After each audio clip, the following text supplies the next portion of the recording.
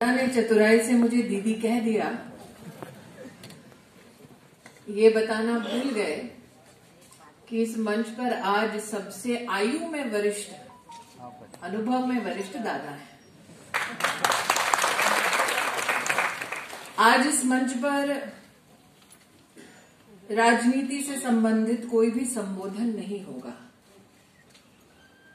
वो इसलिए क्योंकि ये मंच नीति का है, राजनीति का नहीं। ये मंच सेवा का है और ये मंच समाज के उत्कृष्ट सोच का है। मेरा पहला परिचय इसी ही सभागार के इर्द गिर्द आज से 20 साल पहले श्रीकांत भारतीय से हुआ। तब सास बहू करती थी तो श्रीकांत को दो लोगों ने विशेष रूप से टीका करके कहा कि ये 60 साल की सास है, इसको तो युवा मोर्चा में क्यों काम दे रहा है। फिर एक टीका श्रीकांत पे और हुई, एक्टर है, अकल कम होगी, निष्ठा होगी नहीं, इसको तो क्यों काम दे रहा है। और देवी और सज्जनों, जिसने वो टीका की आज वो इस सभागार की पहली पंक्ति में यहीं सामने बैठा हुआ है। बोलू का संजय? त्याचं नाव आहे संजय केनेकर, हे आमचे वरिष्ठ नेता है। श्रीकांत ने आज से 20 साल पहले, क्या उम्र है मैं बोलूंगी नहीं, श्रीकांत ने उस वक्त कहा कि संजय मौका सबको देना चाहिए, फिर देखते हैं मौका पाने के बाद समाज को सशक्त करने के लिए ताई से कितना हो पाएगा, और जितना हो पाएगा अगर उस अध्ययन में हमसे कोई योगदान हो पाए, चाहे वो संस्कृति के विषय में हो, चाहे वो कला के विषय में हो, चाहे वो राजनीति के विषय में हो, अगर ताई अध्ययनशील रहेगी तो हम मदद करेंगे। 20 साल पहले उम्र मेरी तब 27 की थी। एक व्यक्ति का जो मुझसे कभी नहीं मिला, उसका ये विश्वास रखना कि समाज कल्याण के संकल्प के साथ अगर कोई व्यक्ति आगे आता है तो उसे कम से कम एक मौका देना चाहिए। ये संयम रखना कि भले ही हम किसी को जानते ना हो, लेकिन ये विश्वास उत्कृष्ट है अपने आप में कि आप अपनी कंफर्ट जोन से बाहर निकल कर आए और आप कोई योगदान देना चाहते हैं। इस भावना को समझना अपने आप में एक पॉलिटिकली मैच्योर इंसान नहीं, बल्कि एक सोशली रिलायबल इंसान का प्रथम परिचय है जो श्रीकांत ने दिया। तब से लेकर अब तक भारतीय जनता पार्टी में संगठन की दृष्टि से, सरकार की दृष्टि से उत्कृष्ट कार्य करने वालों में से श्रीकांत भारतीय का नाम है। और 20 सालों के संतराल में मैंने कभी भी श्रीकांत की किसी भी बात का विरोध नहीं किया,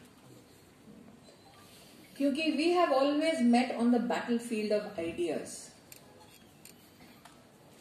और आइडिया जब तर्पण का आया तब दादा ने तो आज पक्षपात किया है, श्रेया को शीतल बोला है, तो मैंने बोला श्रीकांत को कि ससुराल वालों में क्यों माहौल बिगाड़ रहे हैं। लेकिन on the battlefield of ideas Shreya और श्रीकांत का ये सोचना कि क्या हमने सामाजिक जीवन में इसलिए प्रवेश किया था कि सिर्फ राजनीतिक ऊंचाइयों को छुएंगे, या इसीलिए आज से 20 साल पहले, 25 साल पहले हमने ये संकल्प किया कि हमें सामाजिक कार्यों से जुड़ना है, ताकि जब हम ना रहें तब कोई तो ऐसा हो जो कहे कि आज मैं जहां हूं वहां पहुंचने के लिए कोई तो था जिसने मेरा साथ दिया, जिसने मेरा हाथ दिया।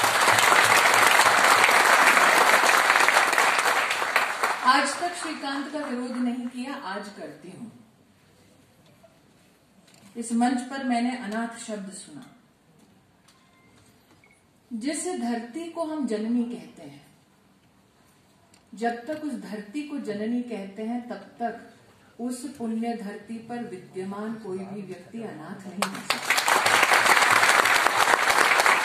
जब तक ये मां है श्रीकांत, तब तक माता पिता होने के बावजूद हम धन्य हैं, और जिनके परिवार में ये चुनौती है वो भी किसी रूप में अनाथ नहीं है। और इसका सबसे बड़ा प्रतीक ये है जो आज दादा पाटिल ने कहा कि जब उन्होंने चिंता की कि श्रीकांत तर्पण को आगे ले जाने के लिए क्या व्यवस्थाओं की कोई चुनौती है, तो श्रीकांत ने पलटकर बोला नहीं। जब उत्कृष्ट काम करना हो, जब समाज कल्याण के संकल्प के साथ किसी की मदद करनी हो, तो भारत का ये स्वभाव है, भारत का ये संस्कार है कि कोई भी अकेला नहीं छोड़ा जाता। सब साथ मिलकर एक व्यक्ति, एक समुदाय की सेवा के लिए अपने आप को उपस्थित करते हैं।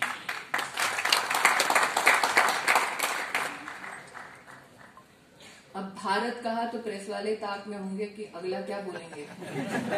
हम मुस्कुरा रहे हैं कैमरा के पीछे, तो अगर आपको कैमरा तानना है किसी पे तो ना मुझ पे तानिए, ना श्रीकांत पे, ना दादा पे। वो जो कोने में अशोक जी बैठे हैं ना, उनको देखिए। सनातन धर्म का मंदिरों के साथ क्या परिचय है, क्या संस्कार है, क्या भावना है। आज इस मंच पर अगर किसी के पास ये जिम्मेदारी है तो वो अशोक जी के पास है। तो मेरे लिए तो आज सौभाग्य की बात है कि भले ही मुझे यहाँ 10 मिनट के लिए दिल्ली से आना है और यहाँ से दंतेवाड़ा जाना है, लेकिन ये मंच किसी पुण्य मंच से कम नहीं। इस पर धर्म है, इस पर आस्था है, इस पर मानवता है, और समाज का श्रेष्ठ परिचय इस मंच के माध्यम से हम सबके सामने प्रस्तुत होता है। मंत्री के नाते आज मैं तर्पण फाउंडेशन के संदर्भ में विशेष रूप से जो आप रिसर्च सेंटर का आज दादा के शुभ हस्तों के माध्यम से उद्घाटन कर पाए हैं, मैं घोषणा करना चाहती हूं कि भारत सरकार की महिला और बाल विकास मंत्रालय के अंतर्गत एक विशेष MOU आपकी रिसर्च सेंटर के साथ होगा, ताकि राष्ट्र भर में अनाथ नहीं, the first citizens of India, इनके संदर्भ में हम लोग रिसर्च कर पाए। अब चूंकि दादा जानते हैं कि हमारे संगठन का परिचय जब होता है तो हम कहते हैं कि संगठन नहीं, पार्टी नहीं, परिवार है। तो परिवार के 2 लोग यहाँ बैठे हैं। एक कहने कर नमस्कार करा सगळ्यांना।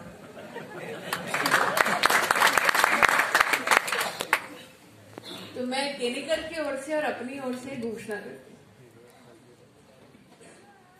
पार्टी के परिचय के अलावा मेरा श्रीकांत से और श्रेया से आग्रह है कि जिस स्फूर्ति के साथ सृजन की भूमिका में आपने तर्पण फाउंडेशन को महाराष्ट्र में प्राण दिए, उसी प्रकार से तर्पण फाउंडेशन का आप देश की राजधानी में दिल्ली चैप्टर की शुरुआत करें। मैं फाउंडेशन की कार्यकर्ता बनकर आपको सहयोग दूंगी। औरंगाबाद चैप्टर की, संभाजी नगर चैप्टर की पूरी जिम्मेदारी कहने का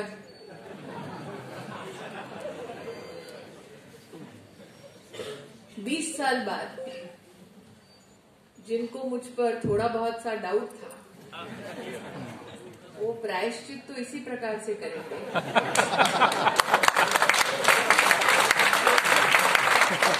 अगली बार विशेषता बड़े शहर में कोई अकेली महिला अगर अपने राष्ट्र के उत्थान के लिए योगदान देना चाहे तो उस पर विश्वास करने वाला, उसको प्रोत्साहित करने वाला एक युगल जोड़ा उसे निश्चित रूप से मिलेगा। मुझे इस बात की खुशी है कि आज जिसको स्मार्टफोन मिला, डिवाइस मिला, लैपटॉप मिला, ना उस लड़की की आंखों में मायूसी थी, ना उस लड़के के चेहरे पे शिकन थी। इस मंच से ऐसे लोगों के बारे में भाषण देना बहुत आसान है, इनकी मदद करना थोड़ा सा मुश्किल, लेकिन इनका जीवन जीना अपने आप में एक चुनौती है।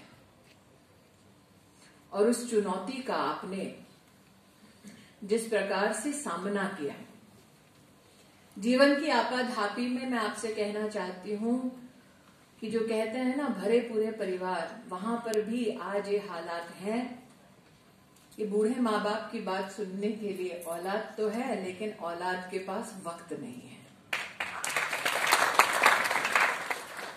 औलाद के पास माँ बाप तो हैं, लेकिन माँ